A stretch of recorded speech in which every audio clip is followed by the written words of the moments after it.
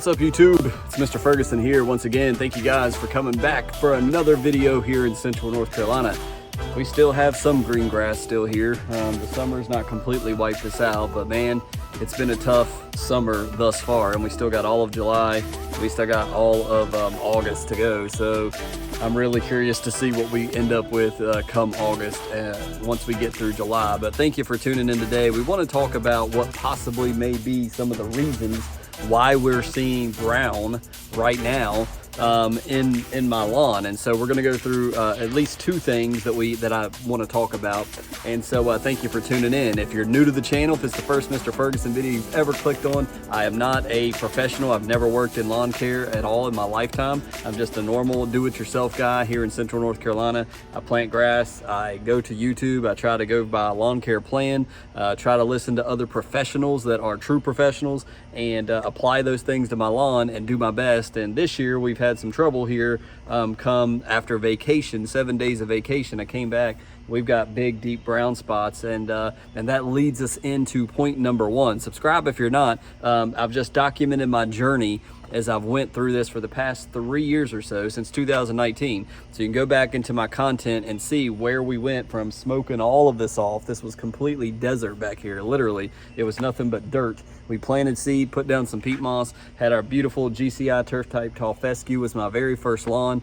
Some of the sides, some of the front yard, we've never completely killed off, but we'll see what happens this year. This might be the year that happens. So anyways, just like to throw that out there in the beginning. So going into point number one, I want to talk about rainfall, and clearly that means a lot. We've talked about water. You guys know that I'm on city water, and I'm not going to rush out here and water every single day, even though it's summer, even though I've still got brown spots to this very minute that I'm making this. I've still got that big brown spot to the left. I've still got brown spots over here under my window, and if I have to be honest, it looked like it may be getting a little bit worse. Tomorrow, I'm trying to water every other day for longer than I typically water. But again, as I like to always talk about the channel, how much money are you willing to put in? As somebody rightfully said, maybe it was several people, you can either spend money on seed to be able to throw down the seed come fall time and put your money there, pay the seed man, or you can pay the water company and pay the water people and try to keep the grass that you have. That's where you could probably do the math and say, am I cheaper coming out buying seed and spreading it, 3 pounds per 1,000 square feet for 8,000 square foot of my lawn, or 8,600, or am I cheaper off going by gallons of water and paying my local city municipality? The bad part about the water is we're also having to pay sewer. So me and Mr. Kevin are even talking about getting that extra meter put in, that we won't be paying sewer rates. We would have that extra tap to the main, and of course the prices went up just within the past, I think, 2 years, from what it used to be 75 bucks to like, I don't even know if that's close, so don't quote me on that. But anyways, water. We've not got, we talked about last year, May was just like June of this year. We're now in July, or getting right into July, and May last year was exactly like June this year. We didn't have but like a 1/4 inch of rain in the month of May last year, and we suffered. And then June we got some rain, July we got some rain, and you guys saw the picture in the last video. And by the time July came around, my lawn was still good to go. We survived May. I think the lower temperatures, the lower humidity, being it's May and not June, was the key to that. But there's something else, which will be number two, that we'll talk about in a minute. But this year it didn't come till June. And also, I think last year when we went on vacation, we went for 6 days, not 7. So it was an extra day that I got back and got water on it. And I remember, you can pull it up in my history. I need to go watch it myself. That's why I recorded what the lawn looked like last year. I said, okay, it's looking pretty good. And it didn't look like what it looked like this year. This has been a very dry June. We have not got a lot of rain at all, and I don't have the numbers. I wish I did to give you. We did our soil test recently. You guys saw that video recently. Soil test was looking good. The only thing that worried me was the potassium. I failed this year in one area of continuously putting down potassium, that green fight. I should have been starting that in the springtime. I don't know what I was thinking about. Numb me. You're thinking about grubs. You're thinking about bifin. We were doing that. You're thinking about the fertilizer application. You're mowing, you're striping, and sometimes if you don't follow the plan, I should have been doing K. spraying my, or doing 0048, ordering that. It's something else we got to budget and order, but I should have been implementing that in my lawn sooner. And so here we go, saying the same thing again. Next year, I'm going to do more potassium so we don't have this problem. So leading into number 2, remember what I said last year, or at some point between last aeration of last year and now, is I said I'm going to use less of the biostimulants. I don't know if you guys remember that. You that have been around since we aerated and planted last year till now, I made that statement, and that's number 2. We've had lack of rain, and also this year this is the first year out of this is my 3rd real lawn, I'll say. We had GCI, Turf Type Tall Fescue the first year. It died off in late June, I think.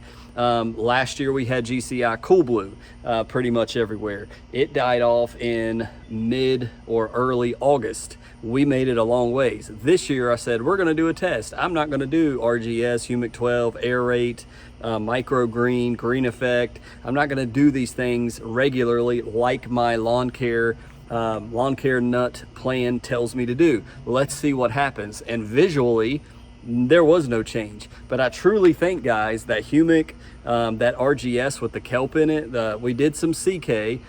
We just did recently on the last video, we just did some Humic 12 for the first time. Like I said, hadn't applied it all year long. Is it possible? Is that a factor that the biostimulants played more of a role in my soil than I realized? Like I said, the first year we lost our lawn around June, I believe it was the first year. Last year, we made it all the way into August, and I did the 0048, we did the green fight, we were doing CK, we were doing RGS, we were doing Humic, and I really think that maybe the biostimulants is the difference maker here. Now, it could just be me, it could be something in my mind. So is it worth to pump those biostimulants into your lawn monthly and spray those in there with the humic acid effect and the kelp from the RGS and things? I don't know. I just want to say I purposefully did not do biostimulants. I saved that money and we put it elsewhere, put it in golf, and I put it in other things. And could this be a factor? We did Hydrotain. We upped, before I even left for vacation, I did another 4 ounces per 1,000 square feet of Hydrotain. And Hydrotain is great, but again, as many of you have said, Hydrotain is not a replacement for rain. We're not getting the rain, and I wasn't here. I don't have irrigation, so I wasn't set up to let the sprinklers come on while I was gone or anything. So it is what it is. I don't think it has anything to do with GCI Seed or Jonathan Green Seed. It's both of the brands are suffering just because of lack of water. Now, as I said, there could be sprinkled into that just a little bit, maybe some fungus, but I'm not seeing anything breaking out, and I'm not seeing brown patch. But with the lack of water that we've had and the much water as I'm putting into the lawn, it could sneak in there somewhere. So those are the two main things I wanted to talk about you today on this video. Was lack of water. Clearly, if you're not watering your lawn during the summer, if you're just letting it go, it's going to go dormant, and it can go so dormant that you can damage the grass and it can literally crisp up and die. And then number two, the biostimulants. I think that is something that really may have affected my lawn. Again, the first 2 years we pumped them into the lawn. We were doing it. We were buying the biostimulants pack. We were pumping RGS and Aerate and Humic 12 and Microgreen. And could it have made a big difference to get us into August? Plus, obviously, we were doing 0048. We were doing the potassium treatments. We did the Sunnyland potassium treatment last year, somewhere around middle of May. I ordered that from the Lawn Care Nuts website, from Yard Mastery.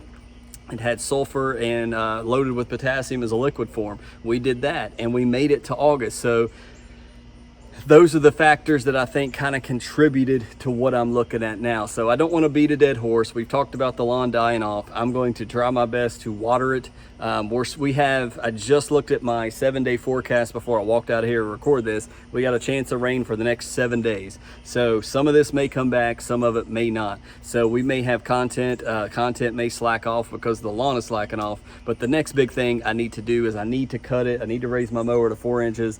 Take off the lawn striper. The next time that lawn striper will be used is on a fresh freshly seeded, brand new lawn here in my house. And before that, hopefully we'll talk about what seed I'm going to go with this year and overseed. I don't think I want to go with GCI turf. I've done GCI seed for 3 years now. I think I want to try something different. We may go local. We may go Jonathan Green. You'll have to tune in and find out what I'm going to pick. So give me some suggestions below. So that's kind of what we're dealing with. That's kind of the two things. Obviously, you guys know about the water, but the biostimulants, how much of a role did they play? Let me know if you've done biostimulants, the Greene County FERT. Have you done them and then not done them this year? And have you seen a difference? Do you think it made a big difference? I'm starting to think maybe it was helping me more than I realized. And the lawn care plan told me to do it, and I've not done it this year. So maybe that played a factor. Maybe it did, maybe not. And of course, the K levels. So thank you guys for tuning in. Hope you'll subscribe if you're not subscribed. Thank you so much for watching these videos.